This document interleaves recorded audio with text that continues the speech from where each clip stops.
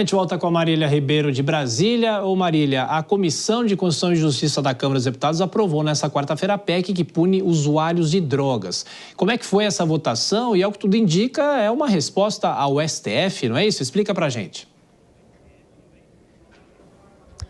Oi, Thiago. Exatamente. Acontece que a Comissão de Constituição e Justiça aqui da Câmara dos Deputados aprovou a proposta de emenda à Constituição que inclui a criminalização do porte e da posse de qualquer quantidade de drogas. O projeto foi aprovado por 47 votos a 17. Agora, a matéria ela deve passar por uma comissão especial e ainda pelo plenário da Câmara. O que essa proposta prevê? Ela prevê a criminalização no artigo da Constituição que trata sobre direitos e garantias individuais. Segundo o relator da PEC, o deputado Ricardo Salles, o usuário de droga incentiva o tráfico e até mesmo outros crimes. Nós separamos a fala do relator, vamos ouvir.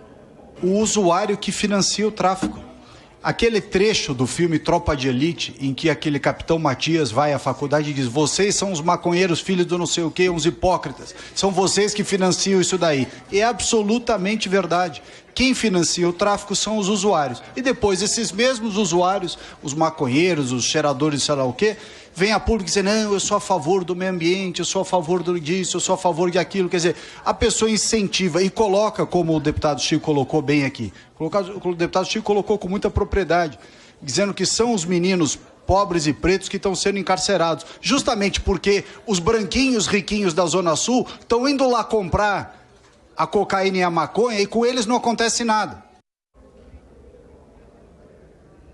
Tiago, essa discussão acabou tomando vários pontos de vista dos parlamentares. Um deles foi do deputado Chico Alencar, que rebateu as críticas da oposição sobre o projeto. Chico Alencar falou que a crítica toma o seu uísque para relaxar, coisa que um dia já foi proibida. Nós também temos esse trecho. Sem esse argumento mesquinho de dizer que quem contra-argumenta em relação a essa proposta equivocada é usuário de drogas. Aliás, quem fala isso provavelmente toma o seu uisquinho à noite para relaxar, o que já foi considerado crime. Tiago, e como você falou no início da nossa conversa, entra o Supremo Tribunal Federal. Isso porque lá no STF nós temos a descriminalização da posse e do porte de maconha que está sendo discutido. O placar, por enquanto, está em 5 votos a 3 pela descriminalização. A análise foi interrompida em março, após o ministro Dias Toffoli pedir vista e ele já devolveu o processo, mas ainda não tem uma data marcada para que eles retomem essa votação sobre a descriminalização da posse e do porte da maconha. Lembrando que eles estão em uma divergência sobre a quantidade que vai ser tornada crime. Então é preciso a gente continuar de olho, porque aqui na Câmara o processo está andando. E agora a gente tem que ficar de olho lá no STF também, Tiago. Sem dúvida aí o processo anda no STF agora, está parado. Marília Ribeiro com as últimas informações do Congresso Nacional. Bom trabalho, Marília.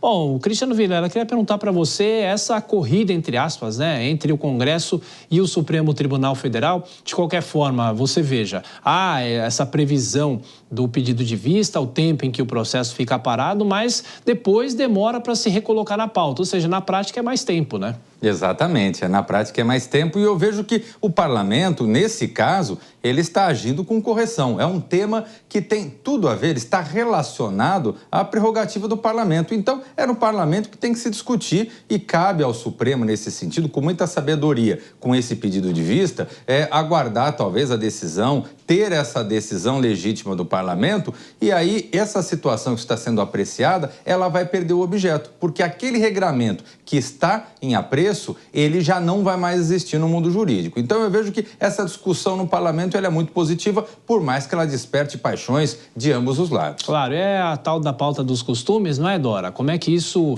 vai sendo encaminhado? Obviamente, a divisão, não tem jeito, é sempre assim. Pois é, e o governo resolveu não entrar nessa, deixa que o embate seja travado entre o legislativo e o judiciário. Até aí tá ok. Não fosse o fato de que na campanha o então candidato Lula prometeu, uma das promessas foi instituir uma nova política de drogas, não é? E esse tema é um tema que diz respeito à segurança, à saúde pública, e por causa do fato do governo querer evitar derrotas, não ter capacidade, não tem maioria, mas também não tem articulação para partir por um convencimento, ele abre mão da sua manifestação sobre um tema importante, e aí faz o seguinte, engaveta aquela promessa de campanha e também, e aí consequentemente, deixa para lá, deixa de lado um assunto que seria atinente ao Ministério da Justiça, ao Ministério da Saúde, de tratar, conforme foi prometido. Tudo isso com medo de perder. Eu digo o seguinte, nesse cenário, o governo não age com vontade de acertar, não é? Não age por medo de errar.